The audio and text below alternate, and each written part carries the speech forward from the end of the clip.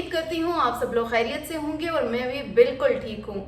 Asia cup को तो यकीनी तौर पर आप लोग इंजॉय कर ही रहे होंगे, लेकिन इंजॉयमेंट से ज़्यादा बहुत सारे लोग मायूस दिखाई दे रहे हैं, जिस तरह से कमेंट भी आ रहे हैं। और वैसे अमूमन भी मैंने लोगों से बातचीत करके देखा है तो मायूसी ज़्यादा देखने में आ रही है। इसकी वजह यह है कि हमारी जो टीम है वो बिल्कुल भी परफॉर्मेंस नहीं दे पा रही है। और अगर हम फोकस करें, अगर थोड़ा सा एक एक खिलाड़ी की अगर परफॉर्मेंस पर बात करें तो इस वक्त हमारी टीम की जो परफॉर्मेंस है वो बिल्कुल भी इतनी अच्छी नहीं है कि जिस पर हम रिलाय करें। और सच यही है, सच हमेशा कड़वा होता है। और हमारी टीम जो है वो पता नहीं कल के टाकरे में क्या करने वाली है। कल बहुत अहम टाकरा होने जा रहा है इंडिया और पाकिस्तान के माबैन।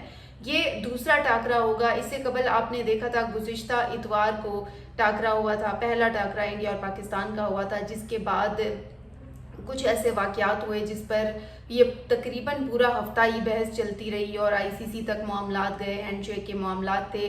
फिर रेफरी एंडी पाइक्राफ्ट का मामला आया, उन्होंने माजरत की और उसके बाद फाइनली दूसरी मर्तबा अब दोनों टीमें आमने सामने होने जा रही हैं। अब ये एक अहम टाकरा इसलिए भी है कि एक तो जो पिछला मैच था उसमें काफ़ी सारी चीज़ें ऐसी हो गई थी, मिसअंडरस्टैंडिंग्स थी या जो भी था, खैर बहरहाल चीज़ें बहुत ख़राब हो चुकी थी। लेकिन अब जो कल वाला मैच है ये इसलिए बहुत ज़्यादा इम्पोर्टेंट है क्योंकि एक तो चलें कारकर्दगी को तो ठीक है, वो उसको हम इग्नोर नहीं कर सकते, लेकिन अगर दूसरी जानिब देखें तो वो इसलिए भी अहम है क्योंकि उस वाक़े के बाद पहली मर्तबा यानी दोनों टीमें अब आमने सामने होंगी। तो अब कल तो सभी लोग देख रहे होंगे, ऑब्जर्व करेंगे कि जी अब क्या रवैया होता है दोनों टीमों के माबैन, दोनों कप्तानों के माबैन क्या जो है वो रवैया होता है। अगर मैं थोड़ा सा पास्ट का हवाला दूं तो 2021 में जब मैचेस हो रहे थे जिसमें बाबर आजम और रिजवान जिस टीम का हिस्सा थे और इंडिया में रोहित शर्मा विराट कोहली थे दूसरी जानिब, तो रोहित शर्मा भी बल्कि कप्तान थे। तो आप लोगों ने देखा कि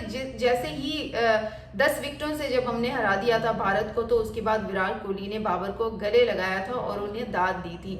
लेकिन अब अगर देखें तो दोनों टीमों का माहौल बदल गया है, जज्बात बदल गए हैं, वो तमाम चीज़ें बदल गई हैं। अब जो क्रिकेट फैंस हैं वो इन तमाम चीज़ों को देखने से महरूम हो चुके हैं। इसकी वजह यह है कि खेलों में सियासत बहुत ज़्यादा इन्वॉल्व हो चुकी है।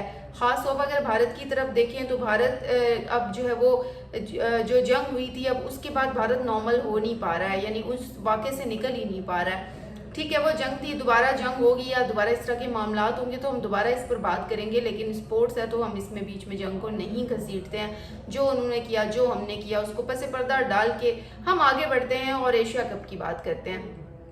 अब देखें, एशिया कप में दोनों टीमों ने खेलना है, एशियाई टीमें हैं, एशियाई टीमों का मैच है। या तो देखें कि बिल्कुल ही एक दूसरे का बायकॉट कर दें, खेले ही ना बिल्कुल, लेकिन अगर खेल रहे हैं तो फिर इस तरह की ओछी हरकतें ना करें। फिर जंग को साइड करके तो तमाम प्लेयर्स को जो है वो एक नॉर्मल बिहेव करना चाहिए। जिस तरह से बाकी टीमों के साथ रवैया होता है इस तरह इनको भी जी नॉर्मल रवैया अख्तियार करना चाहिए। तो खैर, कल का जो टाकरा है वो बहुत अहम टाकरा है और दोनों टीमों के लिए बहुत कल का अहम दिन होगा। एक तरफ अगर देखें तो इंडियन टीम की तरफ सबकी नज़रें होंगी कि जी पहले मैच में जिस तरह से उन्होंने अपना रवैया अपनाया था तो सब ये ऑब्जर्व करेंगे कि क्या दूसरे मैच में भी वो इस तरह की कोई हरकत करते हैं या फिर चीज़ें अब पहले से बेहतर हो गई हैं। और दूसरी तरफ अगर देखें पाकिस्तानी टीम को, तो पाकिस्तानी टीम इस वक्त जो है वो प्रेशर में नज़र आ रही है क्योंकि जाहिर सी बात है उन पर प्रेशर है। और अगर हम देखें तो हमारी पूरी की पूरी टीम एक जूनियर खिलाड़ियों पर मुश्तमिल है, लेकिन वो इतने भी जूनियर नहीं है कि बॉल को समझे ना, बल्ले को समझे ना हो, समझ कर खेले ना हो, उनको ग्राउंड की नो हाउ ना हो, इतनी भी जूनियर नहीं है। लेकिन चले जो मंजे हुए खिलाड़ी होते हैं उनसे हम उसको ज़रा कम कह सकते हैं कि चले उनसे कम है, लेकिन इतनी भी गई गुजरी टीम नहीं है जिस तरह से जो है वो बिहेव किया जा रहा है। और अगर ख़ास तौर पर सलमान आगा की बात करें जो कि हमारे कप्तान हैं, उन पर जो शायकीन क्रिकेट है वो बड़े गम गुस्से का इजहार करें। वो कह रहे हैं जी देखें बाबर आजम को निकाला गया, उसकी वजह ये थी कि कहा यह जा रहा था कि जी बाबर आजम की परफॉर्मेंस ठीक नहीं है और इस वजह से उनको निकाल दें क्योंकि दूसरे कप्तान को आना चाहिए ताकि उसकी जो कारकर्दगी है वो बेहतर हो। तो अब मुझे बताएं कि जब सलमान अली आगा आ गया तो ऐसा क्या हो गया, फिर दोबारा से लोगों को बाबर की याद आ गई कि नहीं जी बाबर ही अच्छा था, अब सलमान ने भी कोई ऐसे कारनामे अंजाम नहीं दिए कि हम जो रिलाय है वो सलमान आगा की करें। अब जो थोड़ी देर कबल मैं प्लेयर्स से बात की मैंने, जो लोकल प्लेयर हमारे होते हैं ग्राउंड में नौजवान लड़के होते हैं, क्रिकेट खेल रहे होते हैं। जब मैंने उनसे पूछा कि जी आपको कितना एतमाद है अपनी टीम पर, तो उन्होंने बड़ी मायूसी का इजहार किया है। उन्होंने कहा जी सलमान आगा की जो बॉडी लैंग्वेज है वो कुछ ख़ास इतनी अच्छी नहीं है कि जिस पर हम भरोसा करें, और जो इंडिया की टीम है सब ने उसकी तारीफ़ की कि जी हैं तो वो स्ट्रॉन्ग, और इसमें कोई शक भी नहीं है। वो काफ़ी उनकी बॉडी लैंग्वेज में बड़ी एक स्ट्रॉन्ग बॉडी लैंग्वेज है, एक कॉन्फिडेंस नज़र आता है कि जी अगली टीम के खिलाफ वो खेल जाएंगे। अब रात वाला जो मैच था इंडिया और पाकिस्तान का, जो इंडिया और ओमान का, इंडिया पाकिस्तान बार बार जहन में आता है क्योंकि जहन में यही चीज़ें चल रही हैं। इंडिया और ओमान का था तो ओमान को उन्होंने हरा दिया, और हमने सब ने कहा कि ये जी एक फॉर्मेलिटी का मैच होगा, क्योंकि जाहिर सी बात है इंडिया की टीम बहुत स्ट्रॉन्ग है। लेकिन जब रिवायती हरीफ पाकिस्तान और भारत आमने सामने होते हैं तो एक्सपेक्टेशंस को बहुत ज़्यादा होती हैं, और ये एक हाई वोल्टेज टाकरा होता है। पाकिस्तान भारत दोनों मुल्कों में जो है वो इस टाकरे को दिलचस्पी से देखा जाता है। दोनों मुल्क एक दूसरे अपनी टीमों के लिए दुआ गो भी होते हैं कि जी हमारी टीम जीत जाए।